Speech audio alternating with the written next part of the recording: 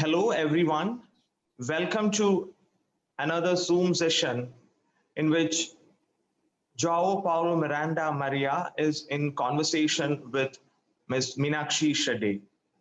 Let me quickly introduce both of them. Joao Paulo Miranda Maria was born in and he graduated in cinema from Rio de Janeiro. He's also a professor at the Methodist University of Piracicaba. His first short film caught attention, which is titled Command Action, and went on to a lot of film festivals across the world. And here, Memory House, which is his debut film, is competing at the international competition section of 25th IFFK. And he's in conversation with Ms. Meenakshi Shedde. Meenakshi is, first of all, she's a great friend of IFFK.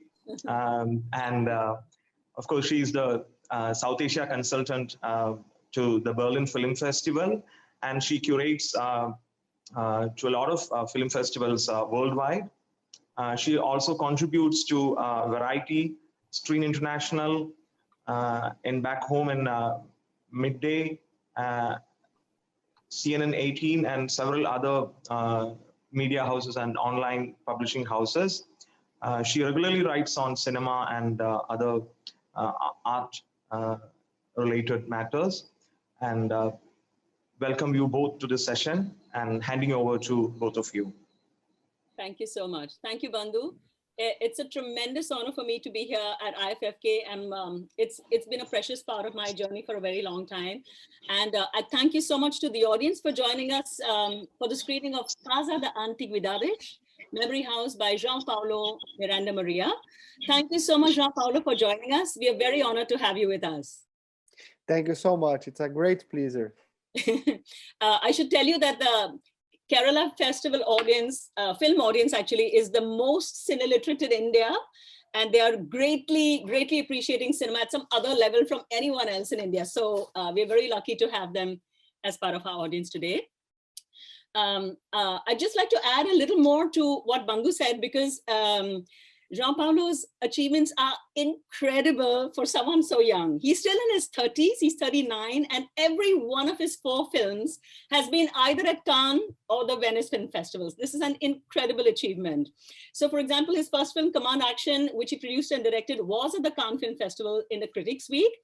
And his next short film, The Girl Who Danced with the Devil, was also in the Cannes Festival's official competition and got a special mention of the jury 2016.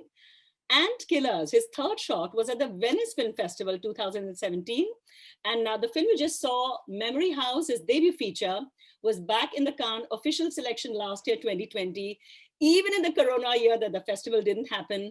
And it was also the Toronto and San Sebastian Festival. So he's like all guns blazing. So thank you, Joao Paulo, again for joining us. Oh, thanks so much. So I found it really fascinating, disturbing, intriguing film. In India, it's not easy for us to access films from Brazil. So it's hugely to the credit of the Kerala Film Festival to value films from your country and from your continent.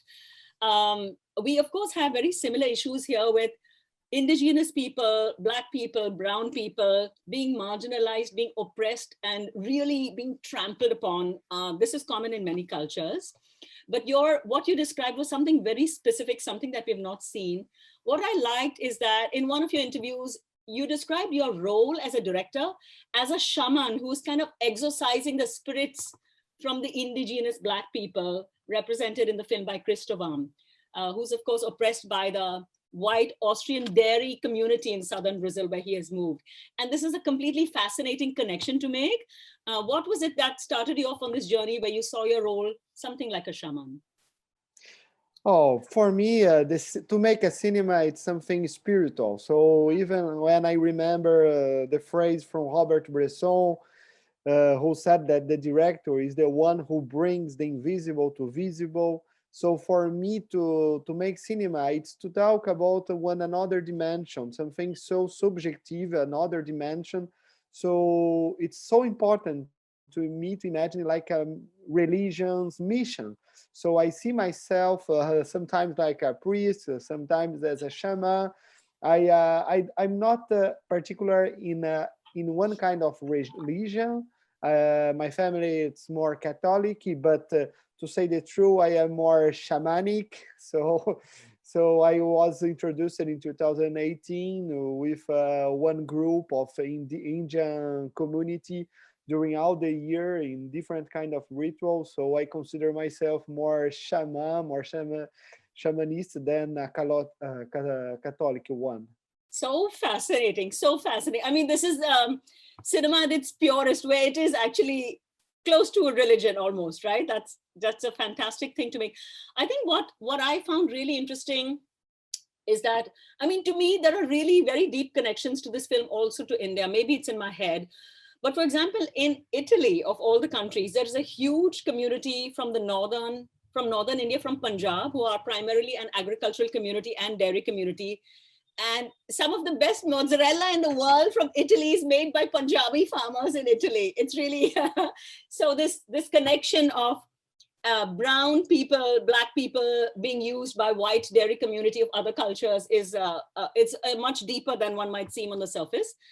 And what I found really interesting about the use of the dairy culture and the cow's horns and the cow's mask that he wears in the end, that Christovam wears in the end, tending more to this animistic, shamanistic religion that you described. What I found really interesting is Christovam doesn't seem to, he of course is fairly rooted, but he kind of discovers his roots more and more through different objects in the house in the course of the film. And also how, in contrast, the Austrian dairy farmers who own the dairy factory, essentially in the factory, you only see the cows as the udders, machines that extract milk, something, an object from which you extract milk. It could have been iron, or it could have been, I don't know, oil, petrochemicals. So this kind of machine-like way of treating a living being was very starkly put. Can you tell us a little more about the symbolism of the cow and what it might mean in the film, but also beyond the film in Brazil? Okay. So, of course, in Brazil, we have this position of the more poor or more simple people from African descendants or indigenous descendants who came from the north, and they try to go to the south, the more rich part with the biggest industry and companies, and trying to find a better life. But in the opposite, they are being used like machines. So of course we have this relationship, and of course the opposite culture, because the South is more like European colonial, European descendants, more white. So it's very different from the North. So, and now in the political moment in Brazil, so we are seeing this kind of opposite, the two sides, the poor ones from the North, and the South, more conservative, right wing way to political way too. And of course, we have the religions too. So, so to be connected more with the African descendants, African culture descendants, and of course the indigenous ones. So we have one mixed figure that we call, it's called Caboclo Boiadeiro. It's a figure mixed with the Indian, the man, and the animal, the ox, the cow. So this mixing entity. Oh, sorry. Did you mean it's a mixture of human beings and an ox? Yeah, sure. Yeah. So we have this entity. Okay. So in the religions in Brazil, in Brazilian religions, popular religions, so this entity represents one kind of revolution. So when you listen the song that it's saying, it's time to pray. It's a religious music used inside the temples to the people be in transit, to be receive this entity and dance and move in a different way. So that's why. So this music came to the film in this moment to really wake up and to have to make one revolution, to clean something clean, and it's the death of the old and the more born of the young. So so it's very a figure, a symbol so important to the film and behind the film too. That's extraordinary because in India we have that. We do have figures like like a half man, half cow. The more popular would be, say, a god like Ganesha, who's half elephant, half human being. So it's very common. We have it in Persian cultures like this winged beast, half bird, Yeah. half in Egyptian hieroglyphs, you see half animal, half man. So it's common in many cultures. But this figure that you spoke about, is that commonly known in Brazil? And it's just, I mean, it's not something in your film only, it's part of the culture, this figure? Yeah, sure. Yes, it's real. This figure, as I said, came from the cultures, from the religions, people from the Indian and the African descendants. So it's very strong, and it's more popular because the rich ones are more Catholic, but the popular ones knows very well the power of this entity because, as I said, it's a revolution. So of course, to me, it was so important to use it, and not only the symbol itself, but to bring the real document of the music, because the music Yes. that you listen, it's not something that we elaborated like a fiction to the film. It's something that it's real, a document. It's one song, real, composed and performance in the 70s to Okay. people inside the temple, the church. So Okay. of course, in a cinema theater, that sometimes to me it looks like a temple to other dimensions. So if you listen so well, and you will feel some vibration to really, who knows, bring this entity. I did. It was kind of quite entrance. I mean, kind of sending you in a trance a little bit. It's kind of quite hypnotic in its rhythm. So it completely fulfilled its purpose, I have to say. It was very, very well used and appropriately. And I was also wondering whether your film. So first of all, I'm just very intrigued by the character of Christovam and the whole thing. So of course he's deeply oppressed, but what I really like about your screenplay is that it's too sophisticated to be black and white. And of course, it also makes out that apart from him being the victim, he's also an oppressor in his own way. He's also patriarchal. He's also very moralistic. And he kind of bullies this other black indigenous woman who's come from the north and tells you, your daughter should be not going out with these men, etc., etc. And so that's really an interesting layer. Would you like to tell us in the screenplay, what was it for you important to tell us about Christovam's character? What did you want us to go away with? Okay. Cristóvão, of course, the name, it's like Cristóvão Colombo, the one who discovered the America. But it's very deeply the image of the collective of Brasilia. It's not one individual person. It's about a mixed culture in Brazil, because Brazil, it's a very conservative country too, because the majority of the people looks the image like the picture of the carnival, the tropical paradise, but it's not so freedom like that. We have a lot of conservative and taboos and problems in a conservative society. So it's one point that I cannot like hide or ignore this reality. So of course, Cristóvão is one kind of victim in the film, but he, in the same time, he is the one that oppressed the others. So of course, he is this old one who needs to die to something young and new born, like the woman, like the two women in the films. They are more revolution than the Cristóvão. So it's a very important point in the film. And of course, one another element behind the film itself, it's the figure of the actor, because it's the Antonio Pitanga. It's one of the biggest names in Brazilian cinema history. So he had in his body the history of cinema, Brazilian cinema, because he made the debut film of Glauber Rocha, Cacá Diegues. He was the one who played in the film, the only one Brazilian film that won the Palme d'Or. So he's very important. And now he's like a little ignored, because he's not like the fashion, the beauty, something like the soap opera likes to show. So he's something like in this old time that I want to bring him back and show something that no one never saw in him before. So this Yes. challenge for me was so important.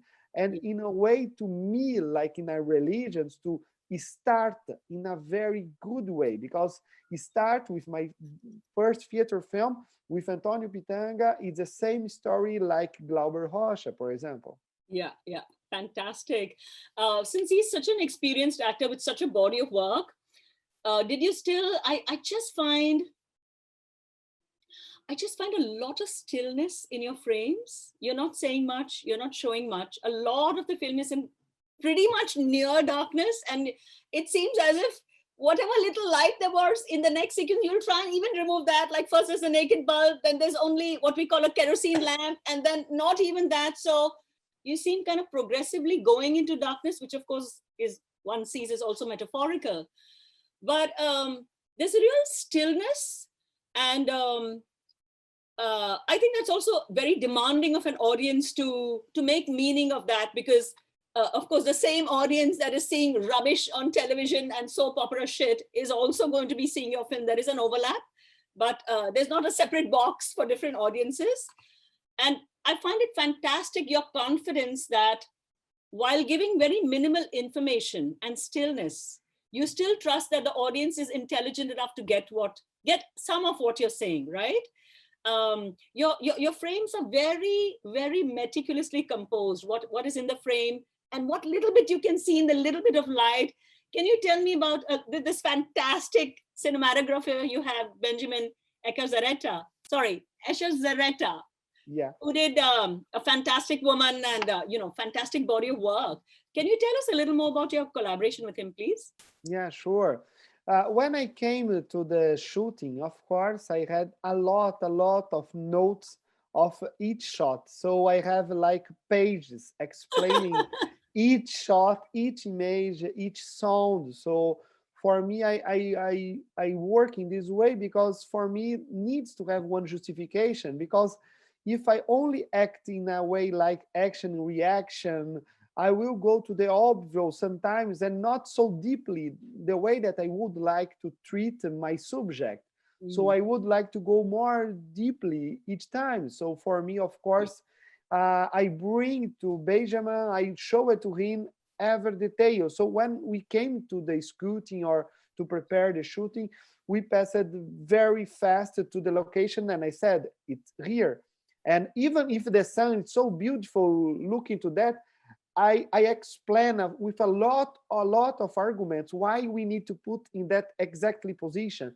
So of course he agreed a lot with me because he saw a lot of arguments behind it, and he helped a lot me to bring these special elements because the shoot is so still and we have a movement so slow, and the idea it's the traveling or close or zoom going inside, so we are entering or getting out, so all the time, because it's this transy idea that you are going deeply and deeply inside this hole, inside this world. And of course all the mise-en-scène, all the layers came to the camera and not the camera trying to follow the action. So it's the opposite, everything came to the role of the camera. So it's something so important to me.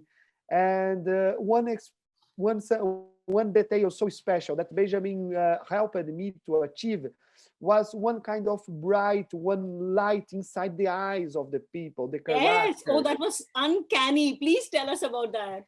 And this is not something like a digital VFX. It's something that real in the shooting.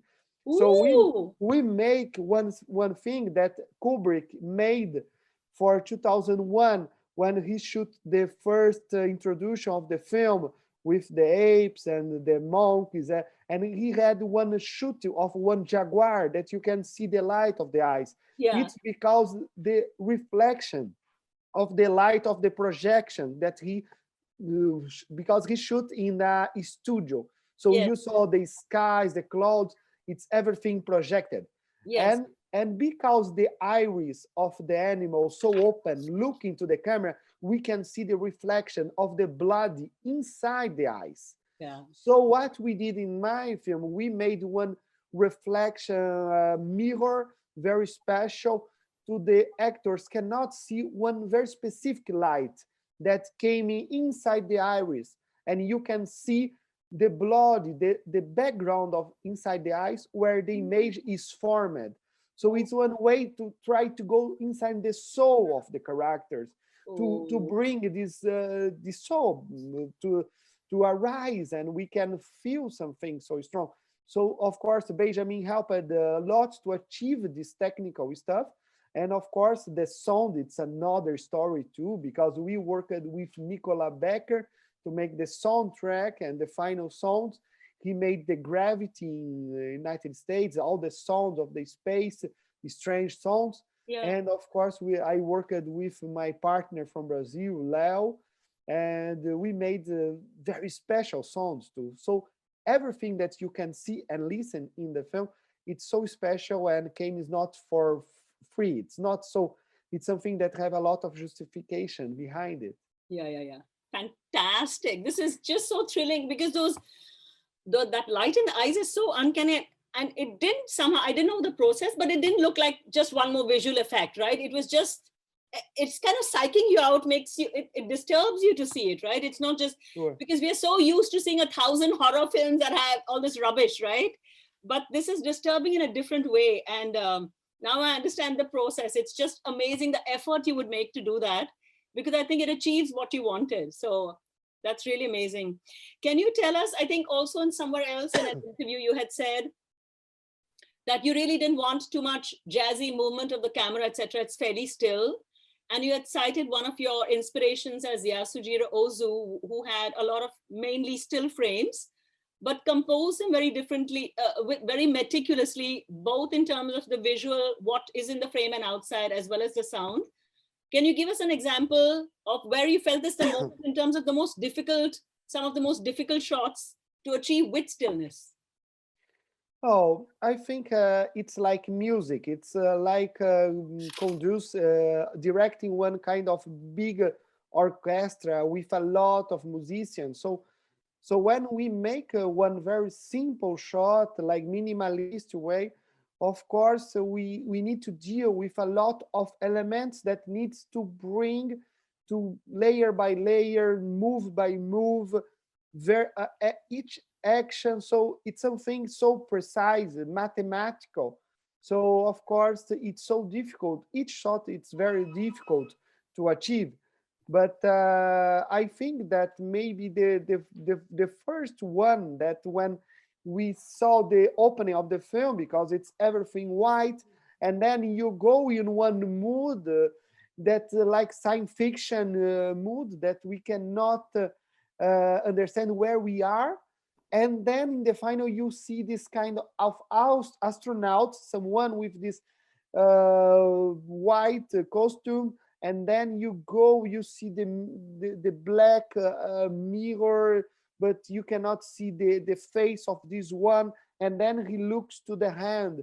So it's something so simple, so simple. And of course, when we cut, we see that strange hole, like one hole in the space. So we are going to find his origin, his story, what is behind the layer of the clothes. So where is his skin, where is his story, the marks of his own time. So a lot of ideas that I know that sometimes it's not so easily to people take this, but it's something that we can feel. It's more feeling than understand. Wonderful, wonderful. I think one of the last questions I wanted to ask you, I found it really interesting, especially because you just described that one of the central ideas of the film is the death of the old and the rebirth of the new and the young. And a lot of the young characters in your film are incredibly cruel, which of course a lot of young boys are, but not just even hitting a stone at someone, which is already awful, but just very casual, shooting, killing. It's like, like you are playing marbles, you just shoot somebody with a gun. And it comments a lot to me also on the gun culture and what values are we bringing up our young with? It's so casual. And even when adults are around, they don't say anything because that's what they expect them to do. Can you tell us a little more about the young people being so violent? Okay, sure. Oh, everything in the film, it's a real. It's all sometimes looks like folklore or exotic, but it's very real everything. And this culture of the violence, it's something that came from the government of today. So it's something that came very strong today. So the new generations now, like it's looking the example of the president that loves so much the guns and wants that everybody use one gun in home, and so and he speaks so violently too, and so the violence is in the mood. It's the example for the next generation. So when I am dealing and speaking and thinking about the new generation, how we can make the new generation change something, because we can see the trouble, the problems increasing more and more because this political position in Brazil. So of course, it's something political too, but we can of course compare of about all the history, the way that these poor North people are, they were treated in our history, because in Brazil we live in a very conservative society. But it's not only today. Today they are showing their face, but before they existed. So it's not something that arises only today. But yesterday they tried to hide. It's something so between the lines. The violence was in the way to speak, to treat, to the prejudice. So a lot of single and between the lines details. I think last quick question. So would you, your films have been at festivals worldwide. Has this one been released in Brazil? And would you be concerned about the response from Bolsonaro? Or it seems fairly political also that you said so, but also, is it in any way relatively safe because it's an art house film and not a mainstream film with, you know, Schwarzenegger gun kind of macho mainstream stuff? Is there safety in being an art house film, or if and when it's released or it has been released, would you be concerned about the response of the government? So until now, because all the pandemic, we are waiting the opportunity to launch the film in a better way. Of course, we would like to have this first window in the theaters. Yeah. So we are now waiting one better moment. So maybe more in the second semester, maybe it's one idea, but we are waiting. And the point by the political point, they are now putting one kind of big target in all the artistic community. So it's not only me or the film, but everybody in the culture. They are really putting one target, and they are cutting everything. So now we are passing one very bad moment, because the Ancine, our agents of cinema, it's dealing with a lot of problems. So they are almost stopped. It's like closed. So a lot of projects it's stopped. So we cannot continue our projects in Brazil. So it's more like economic way that the Bolsonaro government, they are trying to really close and put one stop in the artists. So I don't see that maybe he or his government will be someone that will try to stop the launch of the film. I think they are not thinking about in this way. So the film, of course, will screen in theaters normally, but of course, it's one kind of flag of one future revolution too. So yeah, to me, it's very important, the social issues too and political issues. So I cannot only treat art by art. So of course we are making art, but we are trying to make this dreaming happening, the dreaming to change something in our society. And exclusive in this moment, in this worldwide moment that we are passing for this greatest crisis. So of course we need to think about how will be the world of tomorrow, how we can build something better in a lot of different ways. Absolutely. So I wish you every success, Joao Paulo. It's been a pleasure talking to you, and long live the revolution. No, thank you. Thank you so much. Thank you I so hope much. you get a chance to look at Kerala. It's one of my most favorite places on the planet. So after the screening, do enjoy yourself. Thank you so much. And thank you again to the Kerala Festival. Thank you, Joao Paulo.